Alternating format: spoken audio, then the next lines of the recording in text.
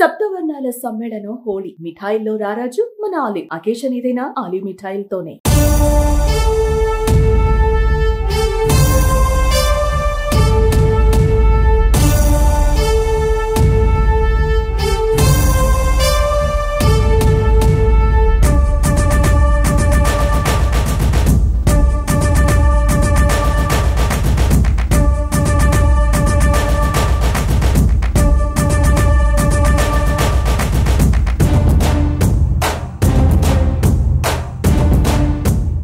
Welcome to Suman TV. అభిమానానికి హద్దులే ఉన్నట్టుగా దేశ విదేశాల నుంచి అభిమానులు రేపు పవన్ కళ్యాణ్ గారు ఏం మాట్లాడతారు ఈ ప్లేనరీని ఎదురు చూస్తూ ఉన్నారు. దాంట్లో భాగంగా వయసు లెక్క చేయకుండా 7-10 వయసులో పెద్దవాళ్ళని చూస్తున్నాం, యువతరాన్ని చూస్తున్నాం, మహిళలను చూస్తున్నాం. వీళ్ళందరితో పాటు వికలాంగులు, సమాజంలో వాళ్ళు తప్పు ఏం చేయకపోయినా కానీ చిన్నతనంలో పోలియో ద్వారా కావచ్చు, ఏదైనా వికలాంగులుగా శారీరక లోపంతో ఉన్న వాళ్ళు మనోధైర్యం ఎక్కువ. అటువంటి వాళ్ళు ఎక్కువగా ఆ రోజున ప్రజారాజ్యం పెట్టిన చిరంజీవి గారికి ఉన్నారు. ఆ తర్వాత నేటి పవన్ కళ్యాణ్ గారికి ఉన్నారు. ఆ కోవలో కర్రి ఆదినారాయణ గారు కాకినాడ జిల్లా వికలాంగుల సంఘానికి అధ్యక్షుడు, జనసేన సీనియర్ నాయకుడు. ఈ సభ ఎలా జరగబోతుంది, మా నాయకుడు ఎలా మాట్లాడబోతున్నారని ఇక్కడికి వచ్చున్నారు. ఆయనతో మాట్లాడదాం. ఆదినారాయణ గారు welcome sir.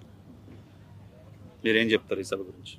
First of all ఏంటంటే, ఈ అవకాశం ఇచ్చిన సుమన్ టీవీ వాళ్ళకి నా హృదయపూర్వక ధన్యవాదాలు. సుమన్ టీవీ కోసానికి నాకు తెలుసు, అట్టడుగున్న ప్రజల యొక్క సమస్యలను నాయకుల దృష్టికి తీసుకెళ్లడంలో సుమన్ టీవీ కీలక పాత్ర పోషిస్తుందన్న సంగతి కూడా నాకు తెలుసు.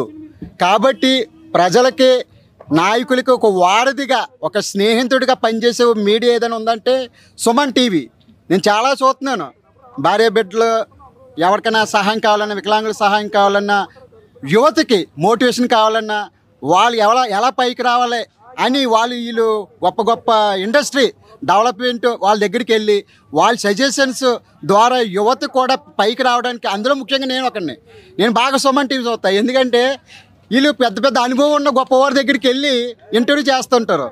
వాళ్ళ ఇంటర్వ్యూ వాళ్ళకి ఎత్తుంటే వాళ్ళకిలో కూడా మనం చేస్తే పైకి వస్తామని నాకు కూడా అనిపిస్తుంటుంది. నిజంగా సుమన్ టీవీ వారు ఈరోజు నాకు ఈ అవకాశం ఇవ్వడం, అన్నింటికంటే ముఖ్యంగా పవన్ అన్న సభలో నాకు మాట్లాడే అవకాశం ఇచ్చిన దేవుడికి, పవనానికి, మీడియా మిత్రులు సుమన్ గారికి నా హృదయపూర్వక ధన్యవాదాలు తెలియజేసుకుంటూ, ఈ వీడియో ఏంటంటే, ఇప్పుడు ప్రజెంట్ మనం ఎక్కడ ఉన్నామంటే చిత్రాడలో మన జనసేన ఆవిర్భావ దినోత్సవం సభలో మనం ఉన్నాం. మండుటెన్లో ఉన్నాం. మండుటెన్న కాదు, ఎండైనా వానైనా ఏదైనా సరే పవనాన్ని కోసానికి ఎంత దూరమైనా వస్తాం. మేము కష్టపడ్డాం, పోరాడాం, సాధించాం, కాళ్ళు రెక్కడేసుకుని పండగ జరుపుకుంటాం. కాబట్టి ఈ మీడియా ద్వారా తెలియజేయవలసింది ఏంటంటే, 11 సంవత్సరాలను బట్టి ఎన్నో కష్టాలు పడ్డారు మా పవన్ అన్న. నిందలు, బాధలు, అవమానాలు అయినా సరే కష్టపడి నేనున్నంత వరకు, నేను మట్టిలో కలిసిపోయే వరకు నా జనసేన పార్టీ ఉంటుందని ఆయన ధైర్యంగా నిలబడ్డారు. అంతేకాకుండా ఆయన ఒక సినిమా తీస్తే 1000 కోట్ల రూపాయలు వస్తాయి. అటువంటి లగ్జరీ లైఫ్ని వదిలేసి, అటువంటి డబ్బుని వదిలేసి ఒక సామాన్యుల్లాగా రోడ్ల మీద తిరిగారు, ఎండలో తిరిగారు, వానలో తిరిగారు. ఈ రాష్ట్ర ప్రజలకి మనం ఎంతగానో మేలు చేయాలి. మనం చనిపోయిన తర్వాత ఏది మనతో రాదు. కాబట్టి నా వంతు నేను ఈ ప్రజలు మేలు చేయాలి అని పవన్ ఎంతో కష్టపడి ఈ జనసేన పార్టీని స్థాపించారు. ఎన్నో అవమానాలు పడ్డారు. జగన్ గారు నిన్న కూడా అంటారు, మొన్న ఏమంటారు, ఎమ్మెల్యేకి తక్కువ, కార్పొరేటర్కి ఎక్కువ అని. మరి అలాంటి మాటలు మాట్లాడాలంటే ఎమ్మెల్యేకి ఎక్కువ. అలాంటి మాటలు మాట్లాడాలని మా దగ్గర టన్నులు ఉన్నాయి. గొడ్డలకి ఎక్కువ, కోడిపుంజుకు తక్కువ అన్నాయి, బౌళ్ళు అన్నీ ఉన్నాయి. కానీ అది మంచి పద్ధతి కాదు. ప్రతిపక్ష హోదా కావాలంటారు. 5 సంవత్సరాలు ముఖ్యమంత్రిగా చేశారు. మా మీద ఒక సీట్ వచ్చినా మీకు ప్రతిపక్ష హోదా వచ్చును. ప్రతిపక్ష హోదా ఇచ్చడానికి ఎవడబ్బా సొమ్మని? ప్రజలు ఇవ్వాలంటే ఎలాగిచ్చేస్తారు? ప్రజలకు మేలు చేయాలి. ఒక 5 పనికిరాని మినిస్టర్లు పెట్టుకుంటా, ఎమ్మెల్యేని పెట్టుకుంటా అంటే బూతులు తిడతా గొప్ప? బూతులు తిట్టేవాడికే మీరు పదవులు ఇస్తారు. ప్రజలు అమాయకులే. ఆదినారాయణ గారు, మీరు చెప్పేది బాగుంది. సరే, వ్యక్తిగతాన చేయటం, 4 పెళ్ళిళ్ళు, దత్తపుత్రుడు, ప్యాకేజ్ స్టార్, వాళ్ళు అన్న మాటలు ఏమి లేవు.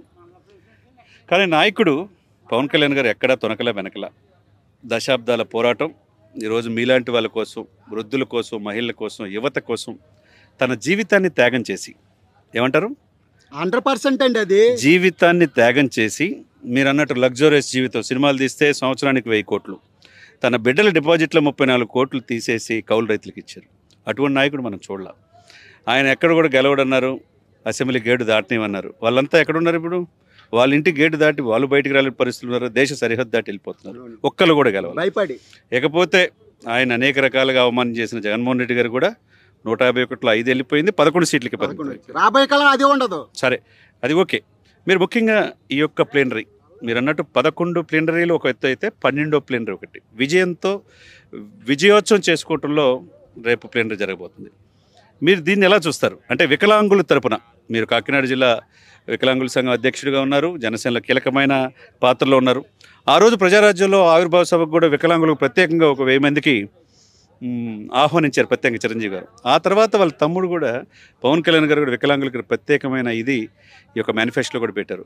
వికలాంగులు అందరి తరపున రాష్ట్ర వ్యాప్తంగా, ఆంధ్రప్రదేశ్ వ్యాప్తంగా మీరు ఈ కూటమికి మీరేం చెప్పబోతున్నారు?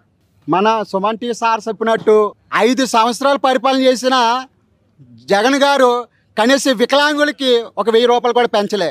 పోనీ అది పెంచకపోతే పక్కన పెట్టండి. ప్రపంచ వికలాంగుల దినోత్సవ రోజున ఎంత కౌన్సిలర్ అయినా కార్పొరేటర్ అయినా వికలాంగుల శుభాకాంక్షలను తెలియజేస్తారు. ఒక రాష్ట్ర ముఖ్యమంత్రి అయి ఉండే కనీసం వికలాంగుల శుభాకాంక్షలు తెలియలేదు. అంటే ఈ రాష్ట్రంలో మా వికలాంగులు చచ్చిపోయావా? అంటే వికలాంగులు లేవా? మా ఓటు కాదా? మమ్మల్ని ఓటు బ్యాంకింగ్గా చూశారు తప్ప మా వికలాంగులు లోన్లు కానీ ఇవ్వలేదు, పింఛన్లు ఇవ్వలేదు. కనీసం వికలాంగుల శుభాకాంక్షలను కూడా తెలియజేయలే. అదే మా పవన్ అన్న అయితే ప్రభుత్వం రాగానే 3000 పెంచారు. మంచం మీద ఉన్న వాళ్ళు 15,000 ఇస్తున్నారు. అంతేకాకుండా ఒక వికలాంగుడు రోడ్డు మీద కనిపిస్తే చాలు నేను ఉప ముఖ్యమంత్రి అని కూడా వదలకుండా మర్చిపోయి ఆయన కారు దిగి మాతో పాటు నేల మీద కూర్చుండి ఆ అప్లికేషన్ తీసుకోవడం, నేను ఉన్నానని చెప్పడం. అటువంటి నాయకుడు భూప్రపంచంలో దేశంలో ఎక్కడ ఉంటారండి? ఎక్కడ ఉండరు. కానీ ఈరోజు రేపు పవనాన్ని ఇచ్చే స్పీచ్ మా జన సైనికులకు బూస్ట్ లాగా పనిచేస్తుందని నేను గర్వంగా తెలియజేసుకుంటున్నాను.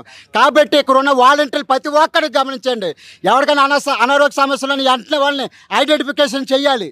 రెండోది, ఎక్కడెక్కడో దూరం నుంచి వస్తారు ఈ సభ చూడడానికి, పవనాన్ని చూడడానికి, పవనాన్ని స్పీచ్ ఆలకించాలని. కాబట్టి తప్పులేదు. కాబట్టి మీరు వచ్చినప్పుడు మెల్లగా రండి, క్షేమంగా రావాలి, లాభంగా రావాలి. ఎవరికైనా ఏదైనా జరిగితే ఈ సభ బాగా జరిగిన అన్న కంటే ఎవరికైనా జరిగితే పవన్ అన్న చాలా బాధపడతారు. అయిపోతే మీరు చెప్పినట్టుగా సుమన్ టీవీ సామాజిక చైతన్యమే ప్రజలకి, సామాన్య మానవుడికి కూడా మేలు జరగాలనే ఉద్దేశంతో 10 సంవత్సరాలు అవుతుంది సుమన్ టీవీ పెట్టి. మీరు చెప్పినట్టు ఎప్పుడు ప్రజల హితం కోసమే. డబ్బు పరమావధిగా మా చైర్మన్ గారు పనిచేయరు. 1200 మంది ఎంప్లాయీస్తో డిజిటల్ మీడియాలోనే ఇండియాలోనే నెంబర్ 1 నెట్వర్క్. అందరికి కూడా కార్యాలయాన్ని భోజన సదుపాయాలు కల్పిస్తారు, అందరికి జీవనోపాధి కల్పిస్తున్నాడు. ఒక వీడియో ఎడిటర్ నుంచి ఈ స్థాయికి ఎదిగిన సుమన్ గారు సుమన్ టీవీ తరఫున మీరు చెప్పినట్టు ఇందాక సుమన్ టీవీలో అనేకమైన ఛానల్స్ ఉంటాయి. మహిళలు ప్రోత్సహించడం, వికలాంగులు ప్రోత్సహించడం, తిండి లేని వాళ్ళకి తిండి పెడతాం, చదువుకోలేని వాళ్ళకి స్కాలర్షిప్ ఇవ్వటం, ఇవన్నీ కూడా మేము చేస్తూ ఉంటాం. అది మీరు ఎలా గ్రహించి మీరు సుమన్ టీవీని అభినందించారు? మీరు ఎట్లా అంటే, నాకు పవన్ కళ్యాణ్ యూట్యూబ్ ఛానల్ కాకినాడ అని ఉంది. కలితే నా బండి మీద చూడండి, ఆటో మీద పవన్ కళ్యాణ్ యూట్యూబ్ ఛానల్. అటువైపు చూస్తేనేమో పవన్ కళ్యాణ్ ఆంధ్రప్రదేశ్ ఉప ముఖ్యమంత్రి వారి సేవా సంస్థ అటువైపు ఉంటుంది. వెనకాలేమో పిఠాపురం ఎమ్మెల్యే పవన్ కళ్యాణ్ తాలికని ఉంటుంది. నాకు పవన్ కళ్యాణ్ యూట్యూబ్ ఛానల్ ఉంది కాకినాడ అని. నేను చూసినప్పుడు నాకు సుమన్ టీవీ ఎక్కువగా కనిపించేది. సుమన్ టీవీ నేను ఎక్కువగా లేదో నన్ను ఇంటర్వ్యూ చేస్తున్నారని కాదు, సుమన్ టీవీ నేను ఎక్కువగా ఎందుకు చూసేవాడినంటే మోటివేషన్ స్పీకర్లు తీసుకొచ్చేవారు, వాళ్ళతో మాట్లాడిపించడం. మీరు ఎలా పైకి వచ్చారు, మీరు ఎలా కష్టపడ్డారు, అసలు మీరు ఇంత స్థాయికి రావడానికి మీ దేవుడు, మీరు ఏం చదువు, ఇవన్నీ చాలా చాలా చాలా పెద్ద పెద్ద కంపెనీల్లో మాలాంటి యువకుల దగ్గరికి వెళ్ళి ఇంటర్వ్యూ చేస్తుంటే నాకు చాలా సంతోషం కలిగేది. ఎందుకంటే మనం వాళ్ళ దగ్గరికి వెళ్ళలే, మీరు ఎలా వచ్చారని అడగలే, చేయలే. అసలు ఆఫీసులోకి మమ్మల్ని రానివ్వరు. ఆడ ఎక్కడో ఢిల్లీలో ఉంటారు, ఎక్కడో అమెరికాలో ఉంటారు. అటువంటిది ఇంట్లో కూర్చుండి ఆలకిస్తుంటే అప్పుడు అనిపిస్తుంది ఇలాంటి మీడియాలు ఉండడం వల్ల మాలాంటి యువకులు పైకి రావడానికి ఎంతో ఉపయోగపడుతుందని నేను చాలాసార్లు గమనించాను. నమ్మండి, నా ఇద్దరు కొడుకుల మీద ఒట్టేసి చెప్తున్నా, సుమన్ టీవీ నాకు చాలా ఇష్టం. అందులో 2-3 అక్కలు ఉంటారు, వాళ్ళ పేర్లు నాకు గుర్తు రావట్లే. వాళ్ళు కూడా గుడిసెలోకి వెళ్ళిపోయి అని అడుగుతుంటారు, వాళ్ళకి కూడా డబ్బులు కూడా సాయం చేస్తుంటారు. నేను అనుకుంటుంటాను అసలు సుమన్ టీవీ సార్ ఎక్కడ ఉంటారని, అసలు ఆయన ఒకసారి కలిస్తే బాగుంటుందని అనుకునేవాడిని మనసులో. అలాగేంటంటే ఒక్క మీడియా ద్వారా ప్రజలకి మేలు జరుగుతుందంటే ఇటువంటి మీడియాలు ఎన్ని వచ్చినా తప్పులేదు నేను అడిగితే. ఒకటి అదే పవన్ గారు కూడా సమాజం కోసం ప్రజల కోసం ఆంధ్రప్రదేశ్లో మొక్కువని ధైర్యంతో పనిచేస్తున్నారు కాబట్టి సుమన్ టీవీ ఎప్పుడు కూడా ఆయన చేసే ప్రతి కార్యక్రమాల ముందు ఉంటుంది. 2 రోజుల ముందే వచ్చి గ్రౌండ్ లెవెల్ రియాలిటీ మీరంతా స్టేజీ మీదే అనుకుంటున్నారు. 2 రోజుల నుంచి మేము ఉప్పాడ బీచ్ని ఎలా పవన్ కళ్యాణ్ గారు చేయబోతున్నారు. మీ ప్రైమరీ హెల్త్ సెంటర్ 30 పడకల నుంచి 100 బెడ్స్గా 42 crores శాంక్షన్ చేయించాడు. అది ఎలా ఉండబోతుంది అక్కడ ఇంటర్వ్యూ చేసాం. పవన్ కళ్యాణ్ గారి ఇల్లు పరిసర ప్రాంతాలు, తర్వాత ఇక్కడున్న పంటలు, తర్వాత మత్స్యకారులు, మీరు అన్నాడు మత్స్యకార సమాజ వర్గం చెందిన వాళ్ళు అన్నారు. మత్స్యకారులకి ఏం పవన్ కళ్యాణ్ గారు చేయబోతారు. ఇవన్నీ కూడా గ్రౌండ్ లెవెల్ రియాలిటీలో. పిఠాపురం అంటే భారతదేశానికి ఆంధ్రప్రదేశ్ కాశీ అంటారు, పరమ పవిత్రమైన ప్లేస్ అంటారు. అటువంటప్పుడు మీరు వికలాంగులు అసోసియేషన్ కాకినాడ తరపున మీరు మాట్లాడుతున్నారు. అంటే మీరు మొత్తం అంటే పెంచిన జిల్లాలు కాకుండా పాత జిల్లాలు 13 జిల్లాలు అనుకోండి. మొత్తం ఈ రాష్ట్ర వ్యాప్తంగా వికలాంగులు ఎంతమంది ఉంటారు, ఎంతమంది జనసేన వైపు ఉన్నారని మీరు అనుకుంటున్నారు? ఈ రాష్ట్రంలో 7 లక్షల మంది వికలాంగులు ఉన్నారండి. అందులో సగం పైగా, సగం కాదు 7 లక్షల మంది ఉంటారు. ఎందుకు ఉంటారంటే ఓటు ఉన్న వాళ్ళు ఎంతమంది? 7 లక్షలు. 7 లక్షలు నాకు తెలిసిన మట్టి సగం పైగానే ఉంటారు. కానీ వాళ్ళ కుటుంబ సభ్యులు, అన్నదమ్ములు, అక్క చెల్లెలు కూడా అందరూ కూడా ఈ జనసేన పవన్ కళ్యాణ్ వైపు, కూటమి వైపు ఉంటారు. ఎందుకంటే కూడెట్ల వాళ్ళు మాత్రం ఎప్పుడు మర్చిపోకూడదు. అది మర్చిపోతే వాడికి పునర్జన్మ కూడా ఉండదు. గత 5 సంవత్సరాల్లో జగన్మోహన్ రెడ్డి గారు వికలాంగులకు ఇచ్చిన పెన్షన్ ఎంత? ఈ కూటమి ఇచ్చే సార్ నేను అన్నా అదే సార్, జగన్ గారు ఇచ్చింది 3,000. ఈ రోజున 500 రూపాయల కింద మారిస్తే 5 నిమిషాలు అయిపోతుంది. అటువంటిది 3,000 దేనికి వస్తే? కొంతమంది వికలాంగులకి అయితే పెళ్ళిళ్ళు అయ్యే పిల్లలు ఉన్నారు, సొంత ఇల్లులు కూడా లేదు, అద్దె కొంపలు కట్టుకోవడం సరిపోద్ది. ఈ ప్రభుత్వం రాగానే 3,000 6,000 చేశారు. మంచం మీద ఉండే లెగలేని వాళ్ళు 15,000 చేశారు. ఇప్పుడు మీరు 6,000 అంటున్నారు, 15,000 అంటున్నారు, పూర్తిగా శాశ్వత వైకల్యంతో ఉన్న వాళ్ళని. మరి కూటమి సాలిడ్గా మరి మిమ్మల్ని మీకు అంత చేసినందుకు అటు పవన్ కళ్యాణ్ గారు కావచ్చు, చంద్రబాబు నాయుడు గారు కావచ్చు, సుమన్ టీవీ తరపున మీరు ఏం చెప్పబోతున్నారు? చాలామంది రాయిలున్న చెట్టుకే కాయలు ఎక్కువ, దెబ్బలు ఎక్కువ. కాబట్టి మంచోడి మీదుగా బురద జల్లుతారు. మీరు ఉన్నది సుమన్ టీవీ ద్వారా నేను తెలియజేసేది ఏంటంటే, మీరు ఉన్నది మాట్లాడండి, అబద్ధాలు మాట్లాడొద్దు. ప్రజల అమాయకులు కాదు. మీకు 11 సీట్లు ఇచ్చారు, రాబోయే కాలంలో 1 సీటు కూడా రాదు. కాబట్టి మర్యాదగా చేయండి, పద్ధతిగా చేయండి, క్రమంగా చేయండి. పవన్ కళ్యాణ్ అన్న జోలికి రావద్దు, జన సైనికుల జోలికి రావద్దు. పవన్ అన్న సింహం లాంటోడు, గెలిగితే మాత్రం ఎలాగుంటుందో ఆల్రెడీ చూపించాడు. తర్వాత కూడా ఇంకా కాంగ్రెస్ ప్రభుత్వంలాగా కనుసూపు మేరాలో కూడా కనిపిస్తుంది మీ పార్టీ. దయచేసి ఒకటి గుర్తుపెట్టుకోండి, పవన్ అన్న ఒక మాట సెలవస్తే ఎక్కడెక్కడో విదేశాల నుంచి వస్తారు. మీకులాగా బిర్యానీ పొట్లాలు ఎత్తే వచ్చేవాళ్ళు కాదు, మందు పొట్లు ఎత్తే వచ్చేవాళ్ళు కాదు, 500,000 రూపాయలు ఎత్తే వచ్చిన వాళ్ళు కాదు, లారీలు, బస్సులు, ఆటోలు, టాటర్లు ఎత్తే వచ్చిన వాళ్ళు కాదు. అందుకు నేను ఉన్నానండి, 2,000 రూపాయలు ఖర్చు పెట్టుకుని వచ్చాడు. నాకు ఎవరైనా ఇచ్చాడా? నా డబ్బులను ఖర్చు పెట్టుకుని ఎందుకు వచ్చాడు? మా నాయకుడు, దమ్మున్న నాయకుడు, నీతి నిజాయితీ కలిగిన నాయకుడు. ఆయన మీద ప్రేమ, గౌరవం, అభిమానం. చచ్చినప్పుడు ఎవడేమో తీసుకెళ్ళాడు, ఒంటి మీద ఉన్న బట్టలు కూడా రావు.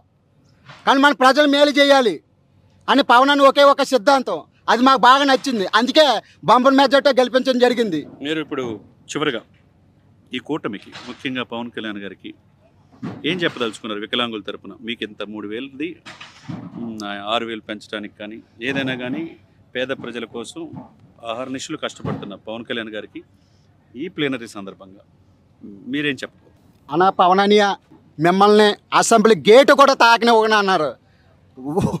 మనం లోపల ఉన్న వాళ్ళే బయట ఉన్నారు. దేవుడు అన్నవాడు ఉన్నాడు, అందరిని గమనిస్తాడు, కష్టపడ్డవాడికి ఫలితం ఇస్తాడు అన్నదే మీరే ఆదర్శం. కాబట్టి పవన్ అనియ, మీ మీద ప్రేమ ఎప్పటికీ ఈ కట్టి కాలి బూడిదలైనంత వరకు ఆంధ్ర రాష్ట్రంలో, దేశంలో ఉన్న ప్రతి జన సైనికుడు మీతోటే ఉంటారు. అది మాత్రం 100% నిజం. కాబట్టి పవన్ అనియ, మీరు ఆరోగ్యంగా ఉండాలి, మీరు చక్కగా ఉండాలి. మీ ఆలోచన ద్వారా మారుమూల ప్రాంతంలో ఉన్న గ్రామీణ ప్రజలు కూడా పైకి రావాలి. మా వికలాంగుల్ని మీరు చాలా చోట్ల సభలు పెడితే లక్షల కోట్ల మంది ప్రజలు వస్తారు. మా వికలాంగులు మిమ్మల్ని చూడాలని వస్తాయి ఎక్కడెక్కడి నుంచో. కనీసం మాకు 2 నిమిషాలైనా అపాయింట్మెంట్ ఇవ్వండి. మీతో మాట్లాడే 2 నిమిషాల అవకాశమైనా మాకు ఇవ్వండి. దాంతోపాటు అంటే పవన్ అన్న, ఈరోజు వికలాంగులు అంటే బయట చాలామంది చులకన భావన. ఈడేం చేస్తాడో, ఈడు కాళ్ళు లేనోడు, ఈయన కొట్టిన అడిగోడు ఎవడో లేడు, ఈయన చంపిన దిక్కుమొక్కు లేదని పోలీస్ స్టేషన్లో కూడా పోలీసులు కూడా పట్టించుకోవట్లేదు పవన్ అన్న. నేను ఒకటన్నా పవన్ అన్నయ్య, నేను ఒకటే చెప్తున్నాను పవన్ అన్న, దయచేసి మా వికలాంగుల తరపున 2016 హక్కుల చట్టం సుప్రీంకోర్టు అమలు చేయమని ఆర్డర్ ఇచ్చింది. రాష్ట్ర ప్రభుత్వం అమలు చేయట్లేదు. మీరు మోడీ గారితో మాట్లాడి రాష్ట్రంలో ప్రతి పోలీస్ స్టేషన్లో వికలాంగుల జోలికి రాకుండా మీరు కూడా చెప్పారు. నేను గెలిచిన వెంటనే అసెంబ్లీలో మీకు ఒక చట్టాన్ని తీసుకొస్తానన్నారు. అది ఎస్సీ ఎస్టీ మాదిరిగా ఉంటానన్నారు. అటువంటి చట్టం కానీ వస్తే మా జోలికి ఎవరైనా అక్రమంగా అన్యాయంగా రావడానికి భయపడతారు. చూశారు కదండి, అంటే అన్నీ ఉండి కూడా ఏమి సమాజానికి ఏమి చేయలేని పరిస్థితుల్లో మనం ఉన్నాం. కానీ పుట్టుక మరణం మధ్య ఏమి సాధించామనేది ముఖ్యం. పవన్ కళ్యాణ్ గారు తన బిడ్డల డిపాజిట్లనే కరిగించేసి బిడ్డలకు ఏముందనే చోట్ల అనేక మంది కౌలు రైతులకి కోట్ల రూపాయలు చేశాడు. అంటే అనేక మంది వికలాంగులకు చేశాడు, మత్స్యకారులకు చేశాడు. ఇంకా ఏదో చేయాలనే తపనతో ఈరోజు రాజకీయాల్లోకి వచ్చాడు. పదవి వ్యామోహం లేదు ఆయనకి, పదవి కాంక్ష లేదు, డబ్బు సంపాదించాలన్న ఆశ లేదు. ఒకటే ఆయన కోరిక, మంచి దేశం కావాలి, మంచి రాష్ట్రం కావాలి, సుభిక్షమైన పాలన కావాలనేది. కర్రీ ఆదినారాయణ గారు చెప్పినట్టుగా వికలాంగులు 7 లక్షల మంది మేము బాసటగా నిలబడతామంటున్నారు ఈ కూటమికి. ఆయన అడిగిన చిన్న కోరికలు సమాజంలో మిగతా వాళ్ళతో పాటుగా ఎక్కడికి వెళ్ళినా వాళ్ళ యొక్క ఆత్మాభిమానం కోరుకుంటారు.